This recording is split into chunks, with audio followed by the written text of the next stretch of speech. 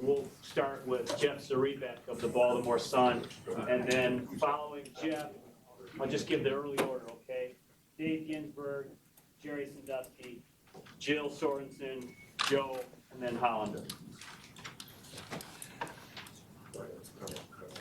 Jeff, you're up. Steve, obviously this is a pretty aggressive approach. So why did you guys choose, in this manner to, respond to this story? You think our response was aggressive? Well, no. Like, why did you choose this manner to do this? I'm not following you. Like, why did you feel that this step was necessary? Because our integrity has been brought into question. I mean, it seems to me last week I was here and our competence was being brought into question. And from that article, it was obvious that now our integrity and our character were. So we answered the questions based on the facts that we had. Steve, what was your initial reaction when you saw it? Were you appalled, insulted? How did you react? And is it still in your gut, your distaste for what you read? Yeah. What was my feeling when I read it was a couple things. I mean, I think it says it took them 11 days to write it, but they gave us 2 hours to respond. So they called Kevin and asked to answer some questions. And from what I understand, Van Valkenburg had already tweeted out that there was a bombshell coming. So needless to say, he wasn't that interested in our answers if he had already written the thing and he was giving us an hour to respond to it. So I thought that was a little unfair. Steve, as you've gone through this entire storyline process, as you've seen the media coverage, as you saw the ESPN.com article, from your side of the story, what is the part you most feel is not getting out? Oh, I think it's getting out. I think that what's obvious is that the majority of the sources are people that work for Ray. Almost everything in there is anonymous, but it's clear from the subject matter that it's Ray's attorney, it's Ray's agent, and it's Ray's friends. And, they are building a case for reinstatement. And the best way to build a case for reinstatement is to make everybody else look like they're lying. So their accusations didn't jive with what we knew was fact. Joe? In the short term, the statement we've just been issued, you try to address specific points that you feel are inaccurate. In the long term, how long do you feel it's going to take to win back the trust of the fans and to restore it to where it was before all this happened? I don't know. I really don't. People are going to decide for themselves. And like I said, we admitted to a lot of things last week. And I had an interview with Jane, and I had an interview with Jeff, and I had an interview with James Brown. And I saw all 34. I answered 34 questions with James Brown, and then I found out, actually, I think this morning, that there were only like 5 of them on the news. So I had thought that we had gotten our side of the story out, but as it turned out, that very few of the 60 answers that I gave to those 3 sources were actually ever put out or published or something like that. So I realized then that I'd be getting a lot of the same questions because y'all hadn't seen them. Steve, how come you think the league in this case gave Rice such leniency when it's somewhat the MO of the commissioner to tend at harsher penalties? That's a good question, but history has shown that 2 games is the largest suspension for domestic violence in the league. There might be 1 game in some instances, but 2 was the max. And so I was expecting a minimum of 2, and I was expecting a maximum of 4 to 6 at the time, because that's what was being relayed to me was the typical suspension. Hey, Steve, some of the strongest reactions to the entire case have included some who have called for the commissioner's job or for you to suspend or fire someone within your organization. Your response to anyone who might have that opinion about what should be done at this point? Well, I have a lot of respect for Roger and what he does, and that's just that's par for the course for something like this. I think when Mueller's done his investigation, they're going to see things that they can do better. We did our own. We figured out pretty much the few things that we could have gotten done, and I mentioned last week a couple times that. Through the course of this, when they dropped Janae's charge and raised to a felony in the 3rd degree, that's when we backed off and basically got in line between the prosecutor and the NFL. So I said last week, I'll say it again. I'm sorry that we didn't push harder to get that tape. It seems to me, in hindsight, that we certainly had the leverage to say to Ray and his lawyer that we can't have him play on our team until we see that last bit of evidence. And so that's what we're dealing with now. I am thoroughly aware of what the league expects the team to do in instances like this, and the people in my organization did their jobs as they're defined and as they're expected to be met by the league. So nobody's losing a job here. I'm very confident of that. Steve, in this message you have, here are the texts, not as told to someone and then misquoted in the article, but verbatim. There's a lot of language like this throughout. And we have the text here. What was your reaction when you saw the text and the reaction that Ray had in that article to the text, and then actually seeing the text here? What's your response to these text messages the day that he was released and you would see in the second video? I have no reaction to them. My reaction was my communication with Ray. I have no reaction to my own text. The reaction that I had to one of his friends saying that he couldn't believe his eyes, I think that the facts speak for themselves, that story was manufactured to try and tie my promise to take care of him down the road as hush money. Let me say, if I cut a guy making $6 million a year, if I'm promising him to be by his side and hire him for $100,000 a year 5 years from now so that he can help Harry Swain in our player development department, if that is considered worthy of him going along, I find that rather absurd, because it would take him 250 years to make back the $25 million that I took away from him by cutting him. So, Have you had any more text messages with him since these? No. Here. Sure. no. Steve, could you clarify what appears to be conflicting statements between the letter you sent out to the fan base saying you had not seen the video until it came out, and Ozzy saying that Ray told the truth, Ray told the truth? The perception is that Ozzy and you have different accounts. Yeah, I think it's in there, isn't it? Yes.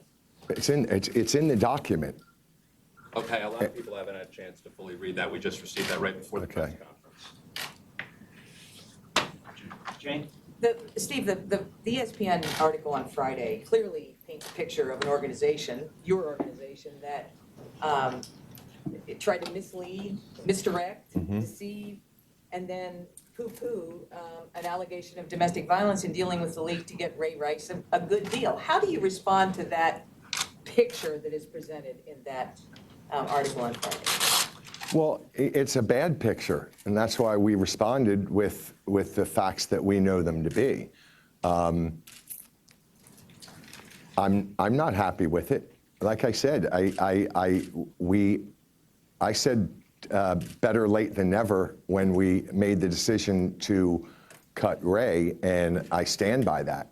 You know, somebody else can say that it's too late now. Well, I can't respond to that. If all I can do is try and correct our wrongs and do what we think is right, and that decision to cut Ray Monday was that. And so I can't please those people that think we didn't do enough. Steve, in the report, they say that Darren learned a few hours afterwards the details of the video. First, is that true? And if it's true, did he share that information of the details of what was relayed to him on the video to anybody in the organization? Isn't it in there? His You just say. Yeah, we're We just. just got the statement 10 Yeah, minutes we're just before trying we to get walked what, in. you know. I told you should have given it to him early. I can't read it that way. You can't. No speed reading. Say it again, Jameson. So basically, in the report, they say that Darren, a few hours after, or a day after the incident, that he was told, relayed the details of what happened on that video. Yeah. First, is that true? And if it's true, did then Darren share that information to anybody else in the organization? Yeah, I believe he did. I believe he communicated off of the description that policeman did, which was off of what we now have as an incredibly shaky video. Have you seen that? Okay. So that was what the policeman was describing the scene to Darren off of that original botchy tape that kept going backwards and things like that. So his description to Darren, Darren took notes and gave his description as he understood it to John and Ozzy, I believe. And Edie? Dick says here that he does regret the fact that y'all decided to leave the fact-finding to the court system and the league. But can you just take us inside those conversations? Once you knew that Rice's attorney had that video, why did you decide that you wouldn't conduct an investigation, that you would step back? We decided it because it had been elevated to a felony. And so it was very clear to us that they were going to get any piece of information they wanted. They have the power to get anything they want.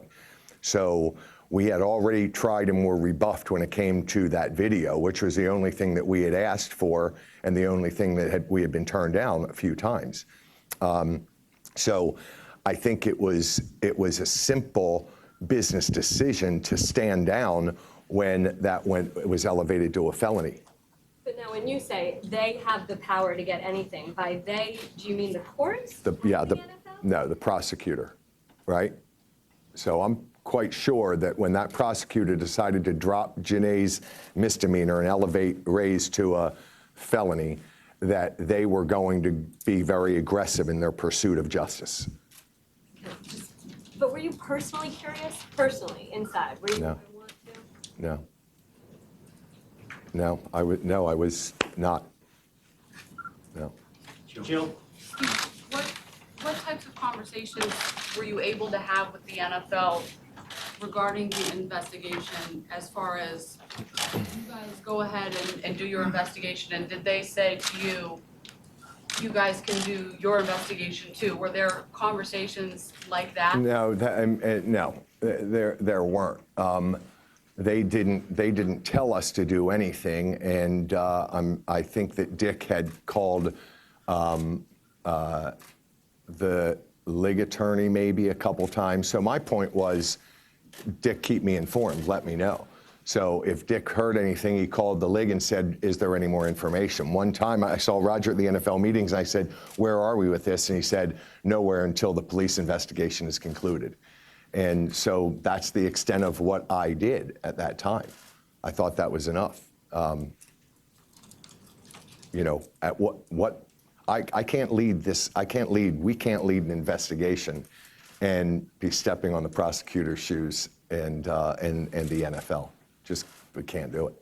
But you feel now regretful that you didn't? Well, I feel regretful because in my heart of hearts, if we had gotten the tape early on in the spring and Roger had seen it, then I think that it would have been a precedent-setting multi-game, maybe 8-game suspension, or maybe indefinite. I think it would have been something significant, and then that would have been taken out of our hands as a team, and we would have waited for Ray's reinstatement, and maybe we wouldn't have had to make a decision right then and there to cut him if he had been suspended indefinitely.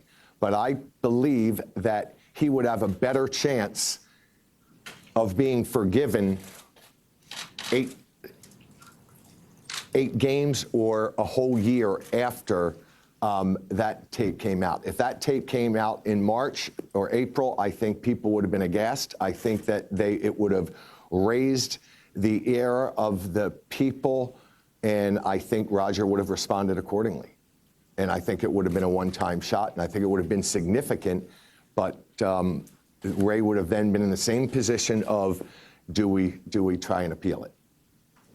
Steve, was there ever consideration given to having Ray Rice on the exempt list, commissioner's permission, the way they've done with Adrian Peterson and Greg Hardy? It's the first time I've ever heard about that list. I understand, as they said, they dusted it off. So I didn't know, but no, there wasn't. No, to us, the only conversation that we had was in that morning was when we decided to cut Ray. The question was, should we give the NFL the first chance? And we decided no. That if at that point we were not going to sit and wait for somebody else, because we were already regretting. When I saw that in the morning, that's what I thought of for 2.5 hours before I met with my guys here. That was the one prevailing thought. Why didn't we get that video? And how could the league not have seen that video? How could they not get that video? So that was what I was upset about and still am. And just to follow up on that, in terms of the video, was there ever consideration just to say to Michael Diamondstein, we see the tape that you got from Discovery, until then we really don't? No, because again, if it had been brought up, if we had thought about that, that would have been pretty simple. That would have been pretty simple to do after he got probation. Then I think that we had the power. And I did not think of it then. None of us did. And obviously the league didn't either, because either one of us or both of us could have said, we're not reinstating him, and I'm not going to keep you on my team. So with the threat of being cut or the threat of being suspended, then the onus would have been on them to produce that video. And we didn't. So that's where we failed. That's the big fail. If we had gotten the video, if we had thought of that. But no, I wasn't curious to see the video after equal misdemeanors that night and his lawyer saying that this is a misunderstanding and that this thing should be dropped, to probation. I really then, I lacked a whole lot of interest, zero desire to go back and see that tape, because if I had, I may have said, I'm not doing a thing until we see it. Steve, I want to clarify something from your statement here on the issue of quote-unquote leniency and whether you guys ask for any leniency. It's a fairly standard practice in professional sports when there's disciplinary action for the team to be in contact with the commissioner's office and give whatever mitigating information that they can give.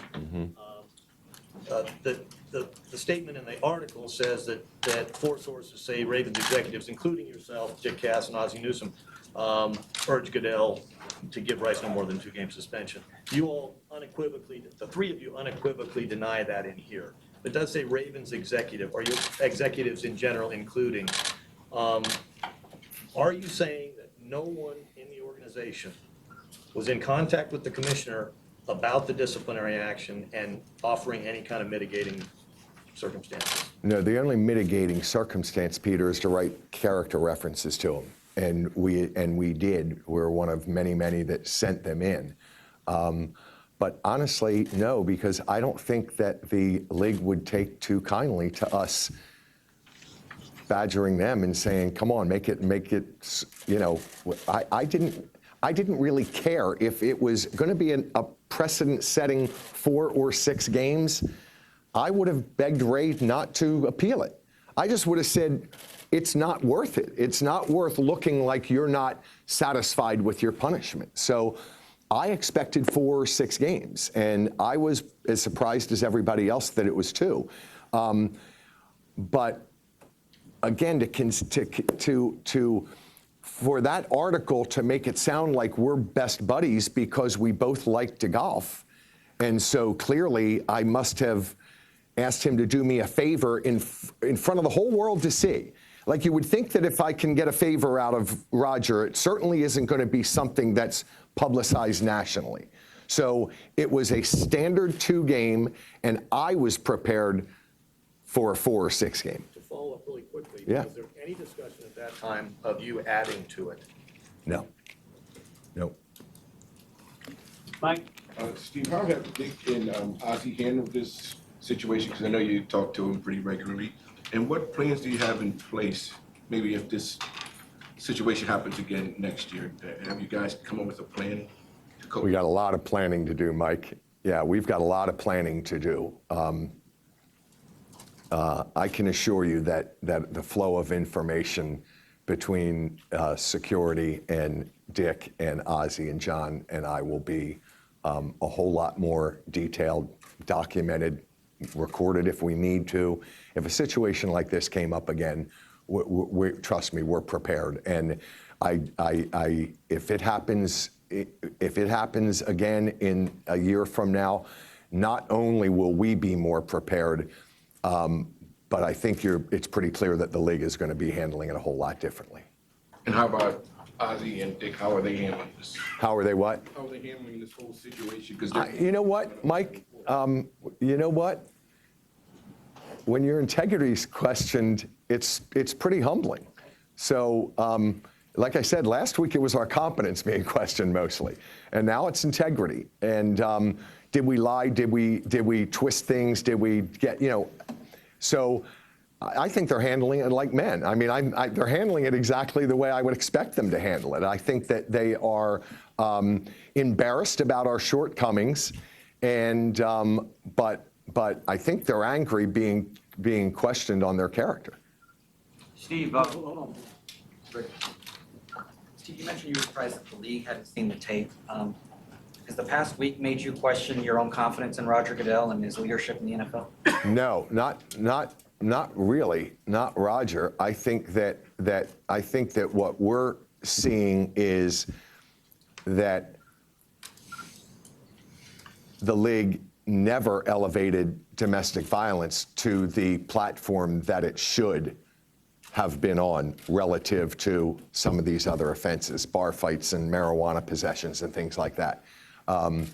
So, no, I haven't lost faith in Roger. This is as good a chance for this league as any. I mean, I really believe, like Roger said the other day, that sports is an avenue. Sports is a vehicle for change. And I'm quite comfortable that what we're dealing with from a local level, he's dealing with tenfold on a national level. So I'm just at this stage, I'm tired of, I'm willing to apologize forever, but my point is apologies of where I fell short or our team fell short aren't getting us anywhere. The question is, what are we going to do? Like Mike said, what are we going to do next year as a team, and what is the league going to do the next year or the next time this happens? And I would lose faith in the league if this happened next year and their response is unsatisfactory. So if I'm asking people to give me another shot, then I certainly would ask you to give the league office another shot. Steve, when you did one of the interviews a couple weeks ago, I think it was the television interview, you said that you couldn't envision Ray playing for the team again. Why did you make that decision then? And now that they've kind of leaked those text messages as a part of this article, could you ever still see the situation where you could work for the organization in that capacity you suggested in the text messages? Thank you. That's a great question. And yes, I could. He will not play for us. But what his lawyer is forcing him to do, to prepare for this thing, I'm not holding against him. And so I'll stick with what I thought of last week before that article came out and his friends started making things up. I'm very comfortable that's easy for me to forgive Ray, because he's getting advice that I don't necessarily agree with, but I'm not going to hold that against Ray. Just to follow up to that, what was it about Ray that you decided, well, he can't play for me again, but I could employ him again? Because I could employ him as when you listen to Chris Carter on NFL Network, aren't you kind of struck with how honest he is about his past failings? This is a guy that was a drug addict, that was kicked off a team, that got straight and became a Hall of Famer, and now he's up there. So that's why Chris is asked to speak at the rookie symposium. That's why we asked Dante Stallworth to talk to our players when he was here on an internship, because people that redeem themselves are the best ones to lead others. And so I believe that this was Ray's one terrible moment. And so I had all the faith in the world that if he could never get hired by the NFL again, that he's going to go on to bigger and better things. And in my mind, I thought, well, if he's going to spend his life advocating against domestic violence, nobody's going to pay him for that necessarily.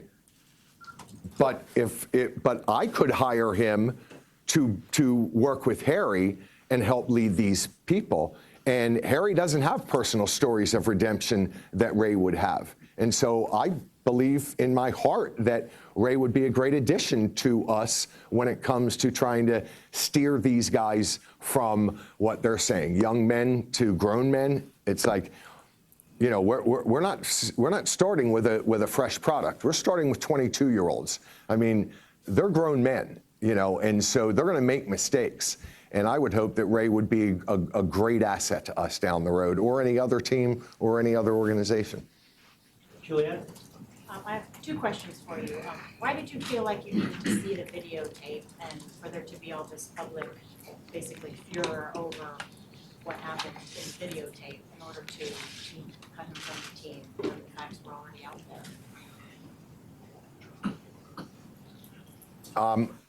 You're going back too far. So what you're saying is, should I have cut him in February after I saw the first tape? Well, Is that your question? the information, I saw the police report. Why did it take basically the whole nation looking at this videotape and saying this was wrong for you guys to finally decide, well, maybe we should cut him? Equal misdemeanors, promises for probation. I think this is a society thing. So as much as I would like to tell you that I should have stood up and said, the hell with the way the world views this, we're going to take a stand above, better and bigger than anybody else, I'm not that good. All right, I'm not that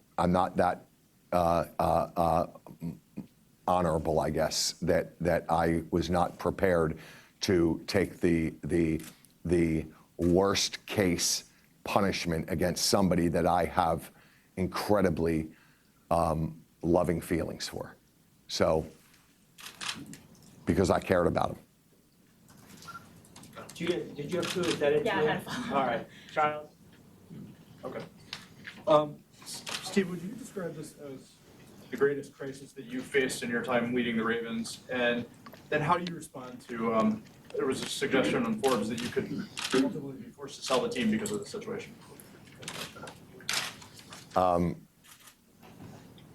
Clearly, it's the worst crises. I think that you could take all the other mini crises together, and alone, this would still be the biggest crisis compared to everything else combined. I didn't see the Forbes magazine article saying that I could be forced to sell. That would be interesting. That would be interesting. If they force me to sell, then I guess I'll sell. Is that to suggest you don't think that's likely? You know what? It's the first I heard about it. I don't work that hard anyway, so if I sold the team, it's not like I would be losing 60 hours a week. Ben? Steve, you've had to react here to numerous opinions about what is going on. One most recent is Ray Lewis. I don't know if you heard what he had to say regarding this isn't the organization he left. Some people were put off by that. Did you hear that? And do you have any response to what Ray Lewis said on ESPN? I didn't hear him say it directly. I think somebody else said that. It's been a year and a half since Ray's been gone. If Ray could have prevented all of this from happening, then he's even more powerful than I thought he was, more influential than I thought he was. And I'm not even saying that tongue in cheek. I literally have a hard time believing that this wouldn't have happened if Ray was 32 years old and still had 4 years left in our organization. So I'm glad he's that confident. Bruce? Is this going to lead to, or is there in effect now, a zero tolerance policy for domestic violence? Oh boy, I'll tell you, I give you my word that some things are going to change. You know, I give you my word that I think that's pretty safe. I think that we're going to have to go. I think this is something that we're going to deal with personally with the Ravens. And I assume you're just talking about the Ravens, right? Well, again, I think that our standards, whatever the NFL's are, ours will be as much, if not more. You know, and trust me, every draft we have players that we take off the board for these kind of instances. Because if you're at that starting point, why would you put yourself through that? Can we avoid situations like Ray Rice's? Absolutely not. Will we handle it differently? 100%, I guarantee you we will. But will it be the minute it happens and we cut him? Because we are so close to bordering on a slippery slope the other way with this whole scarlet letter thing. Because there was a letter that I think the woman that accused Brandon Marshall, there is a letter at the league saying that her sending a letter to the league saying I was coerced to do this by family to get money from him. So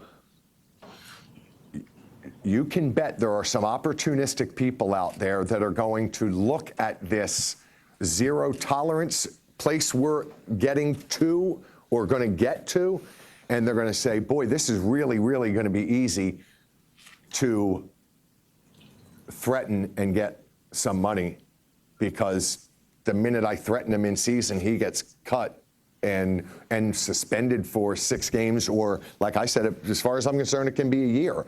But when other people are then motivated to do that, then you're going to get to a point where some people are going to be very, very falsely accused. So where we end there, hopefully it's fair on both sides. We'll do 3 more questions. It'll be Chris, John, and Jerry. Chris?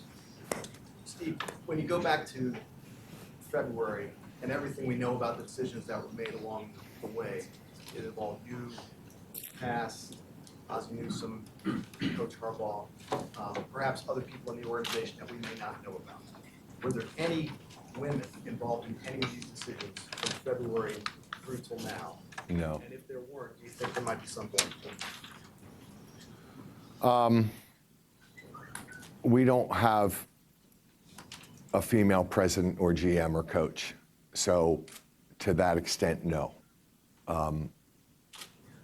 If I can get Kevin out someday soon, then maybe we'll consider replacing him with a female. But it's not in our structure, and it's not something that you'd pull in a representative group of females that work here and say, hey, we're making these big decisions. Because unfortunately, we were not making any decisions. We were letting it play out. There wasn't a whole lot to gather around and talk about. John?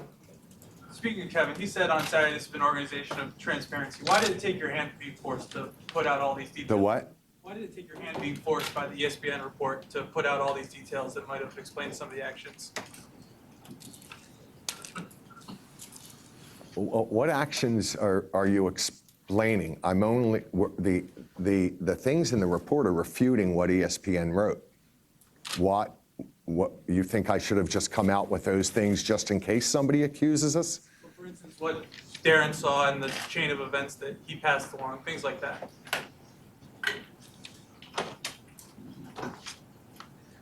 I'm completely lost. I mean, you're going to have to either give me a better question or a different question or rephrase it. I don't know what you mean. We responded to an article that questioned our integrity and our character on Friday. These are the answers. I guess I'm asking, there are specific details in here, such as Darren's contact with the police. I gave that in my article. I didn't wait. That was what James Brown interviewed me about, and that's what Jane interviewed me about, and that's what Jeff interviewed me about. I answered 60 questions last week, and I didn't think I'd be up here again until that article that ESPN put out. So I mean, maybe you can get them copies of it. Again, I just found out a few hours ago that like James Brown thing was reduced to 5 questions. And when I read the transcript, there were 34 questions. So I don't know, can they get that, the whole 34? Because I don't think CBS is just going to give it to them, right? I don't know if the raw video is on their site. Okay. Sometimes that happens. Okay. I just rather, if you read the 60 questions that I answered, then you would realize that all I'm doing today is responding to that article, and that I think you'd find it a fairly complete interview on those issues. Jerry? Steve, there was a question about believing Ray when he initially told you the story. He didn't tell me the story. Okay. When you had heard the story that he had told. Correct.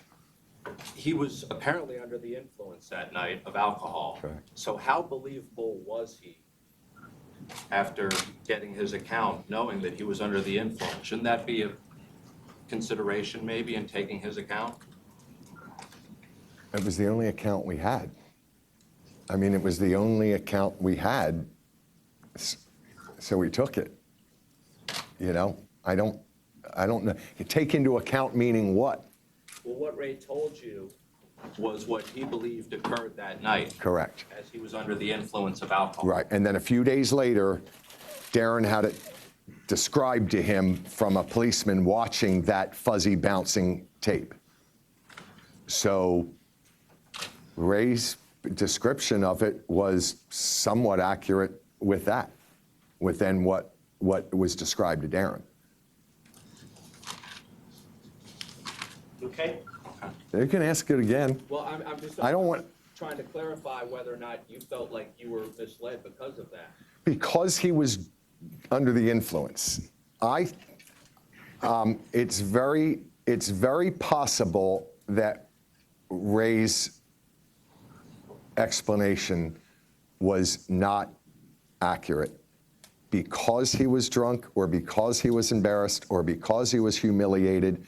There's a lot of motivation to maybe not be as graphic as what we saw in that tape 2 weeks ago, you know, and alcohol would have been one of them.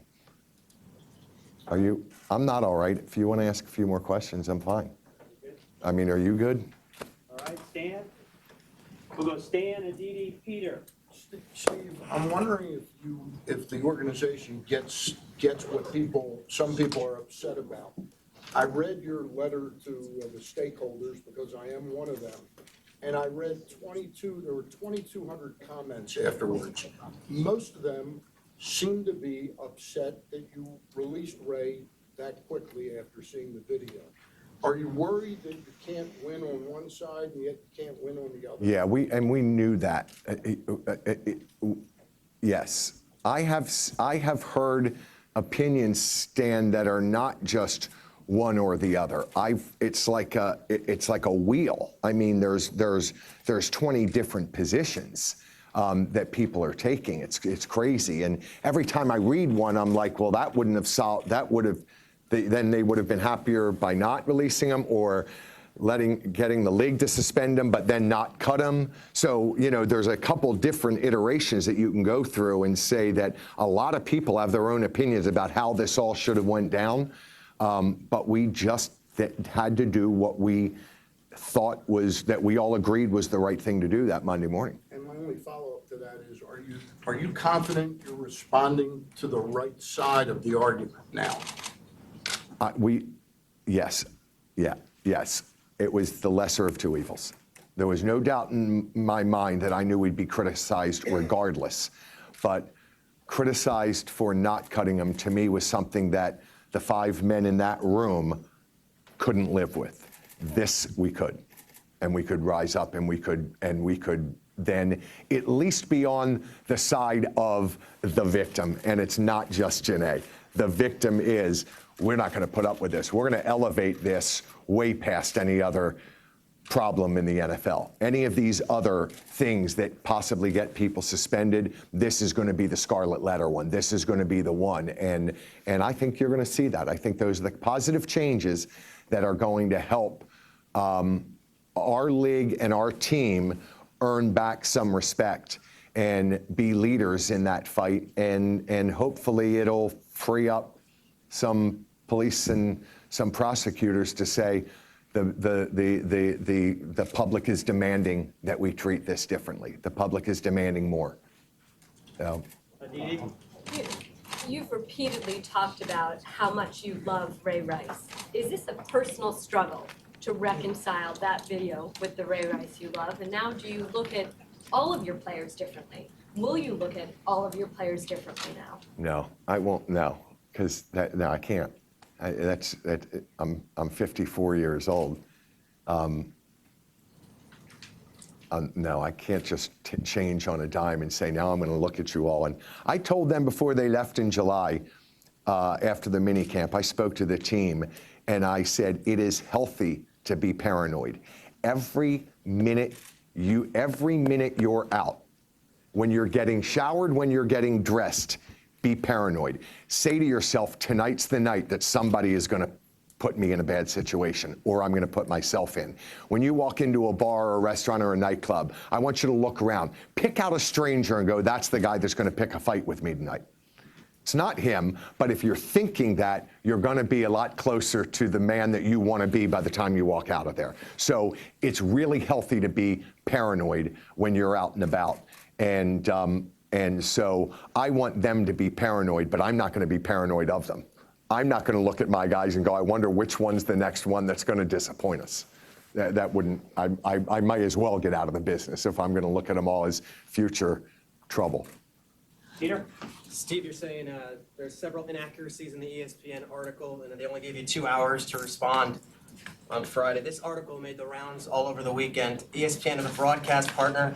Obviously, Ray Lewis works for ESPN. Have you had any contact with ESPN, the network, and the people maybe in charge of that organization on moving forward, what you guys are going to do? No, I haven't. One of the two writers, the other one I don't know. I think obviously a lot of you guys know Kevin Van Valkenburg. I thought Kevin was one of the best writers the Sun ever had. I gave him a compliment one time after an article that he had written, and I said, "You're the best." And I think 2 weeks later, I walked him up to my office just because our conversation went that way, and he told me that he was leaving for ESPN. So I'm not mad at those guys for writing the article. I'm really not. There's a whole lot of you. There's more of you than there are players in the NFL, and you've got to produce a lot of stuff. So I'm not inclined to blame them for writing this. I wish that they had at least acknowledged that during their fact-finding, they were getting the majority of this story from people who are paid to work to get Ray's suspension overturned. It just would have been, just like you all right at the end, full disclosure, I used to work for this. Man, it would have been nice if they said, keep in mind that most of the people we've interviewed here are his friends and his agents and his lawyers, and that would have been nice, because I think maybe people would have looked at it and said, well, let's keep that in mind when we read it too. So, Have you ever met the trainer who sourced throughout it? no. No. Steve, if the Ravens organization is not guilty of a cover-up, as ESPN alleges, what, if anything, are you guilty of? What are we guilty of? I guess it is that one thing that if we had pressed for the tape, we would have gotten it to the league. If I had pressed the league to get the tape, the league would have gotten it. That's what I believe. Roger Goodell in the Bountygate situation said of Sean Payton basically that ignorance was not an excuse. Why is ignorance an excuse here? An excuse for what? An excuse for an insufficient response, as you acknowledge, after the fact. But he's now got all the information, and now it's not an insufficient. We cut him, and he's indefinitely suspended. I'm saying that initially, though, you guys, as you concede, were not. Listen, I'm not here to talk about Roger. All right, you're asking. I mean, from you guys' sake, the fact that you guys didn't know more, because with or without the NFL, the punishment could have been stiffer. So why shouldn't you be held to the same standard, I guess, that Sean Payton or other organizations have been held to? That there's no excuse that I didn't get the video? Yes. Okay, there is no excuse for me to have not demanded that video, except I wasn't concerned or interested enough to demand it. Never crossed my mind. I'm sorry for that. Deeply sorry for that. If it had crossed my mind, I would have demanded it. If I had demanded it, I would have gotten it.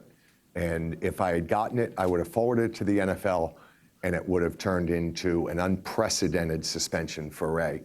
And then if that had happened in April, and that turned into an 8-game suspension, then nobody would have seen Ray in a football uniform for 7 months at the very earliest. And then I think people might have been a little more forgiving of him and a little more capable of welcoming him back. Gary? Steve, Janae Rice was up on that same stage you are at the first press conference for this.